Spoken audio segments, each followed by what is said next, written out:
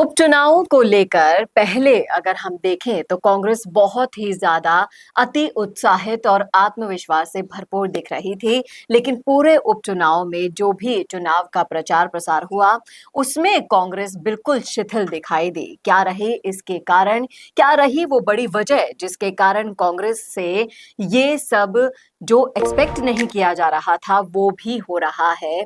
क्या रहे वो सारे के सारे कारण बताएंगे आपको सबको डिटेल में इस वीडियो में, इसलिए बने रहेगा आखिर तक हमारे साथ। नमस्कार, मैं हूं चेतना शर्मा। आप देखना शुरू कर चुके हैं संवाद भारत का, भारत के लिए। और इस मुद्दे पर बातचीत करने के लिए मेरे साथ आज स्टूडियो में मौजूद हैं मालवीय नगर से बीजेपी कार्यकर्ता सरिता मित्तल जी। मैम, आपका बहुत बहुत स्वागत है। बहुत बहुत धन्यवाद।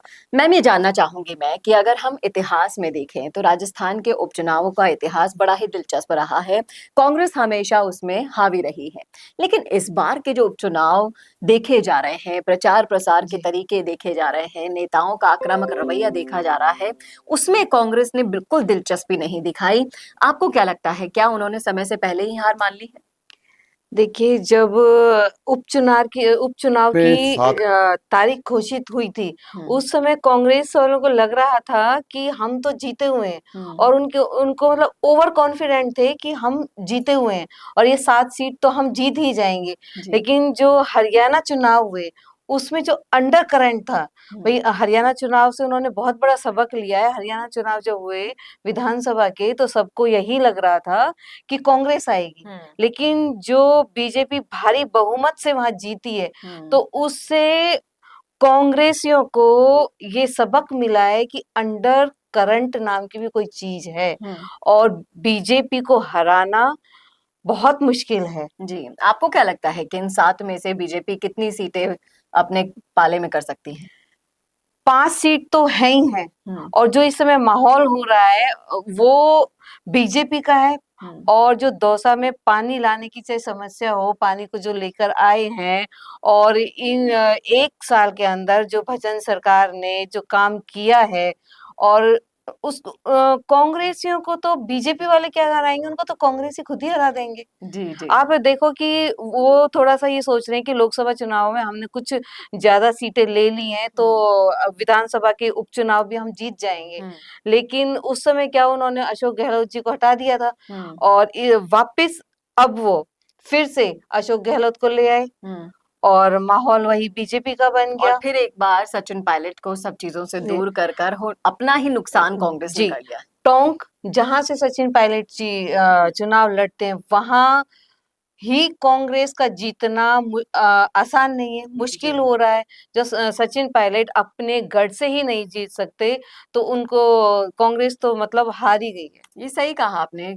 कांग्रेस ही कांग्रेस की काट कर रही है, फिर चाहे से वो टोंक के देवली उनियारा विधानसभा क्षेत्र में हो या फिर हो वो झुंझुनू में, जो कि कांग्रेस का गढ़ माना जाता है। लेकिन इस बार वहां पर जो भी राजनीतिक गलियारों में चर्चाएं चली, उससे लेकर ग्राउंड लेवल तक हमारी रिपोर्टर्स भी वहां पहुंचे, जो माहौल देखा गया वो वाकई में पलटता हुआ नजर आ रहा है।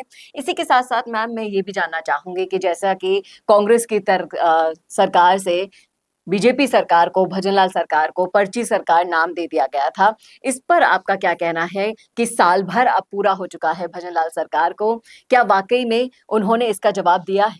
जी बिल्कुल, उन्होंने इसका जवाब मुंह से नहीं अपने काम से दिया है। 1 साल में जो भजन सरकार ने यहाँ राजस्थान में काम किया है, राजस्थान नहीं, राइजिंग राजस्थान, जो इसका नाम ही एक राइजिंग राजस्थान हो गया। अभी तक जितनी भी सरकारें आई हैं वो अपने कार्यकाल के अंत में इन्वेस्टर लाते हैं और भजन सरकार ने तो अपने शुरुआत में इन्वेस्ट किया है। जी, ये बिल्कुल सही कहा आपने। और ये जो सबसे बड़ा परिवर्तन आपने बताया है वो बिल्कुल सही है, क्योंकि अमूमन सरकारें अपने लास्ट टेन्योर में ये काम करती है जिससे वोट हासिल किए जा सके, और वो मंशा भजनलाल सरकार की बिल्कुल नहीं है। इसलिए उन्होंने साल भर के अंदर वही काम किए हैं जिससे राजस्थान को फायदा हो। अब देखना वाकई में दिलचस्प होगा कि उपचुनाव के नतीजे किस तरीके से किस तरफ मुड़ते हैं और इस उपचुनाव के राजनीतिक सफर का ओट किस तरफ करवट लेगा। ये सब नतीजों के दिन पता चल जाएगा। लेकिन आप जरूर बता दीजिएगा कि इस मुद्दे पर आपकी क्या है राय। मैम, बहुत बहुत शुक्रिया हमसे जुड़ने के लिए, इन मुद्दों पर आपकी राय रखने के लिए। कैसा लगा वीडियो बताना ना भूलेगा, और ऐसे वीडियोस के लिए देखते रहिए संवाद भारत का, भारत के लिए। नमस्कार।